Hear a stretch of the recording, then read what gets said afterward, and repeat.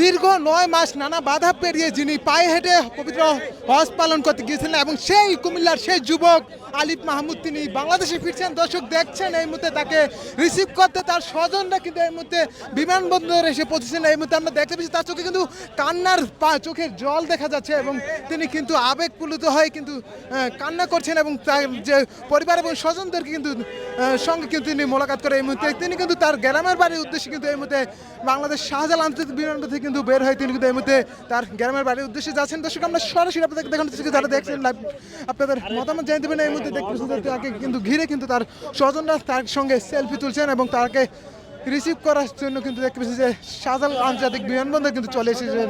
দর্শক সরাসরি আপনারা দেখছেন সেই যুবক যিনি দীর্ঘ 9 মাস বাধা অতিক্রম করে তিনি এসেছেন।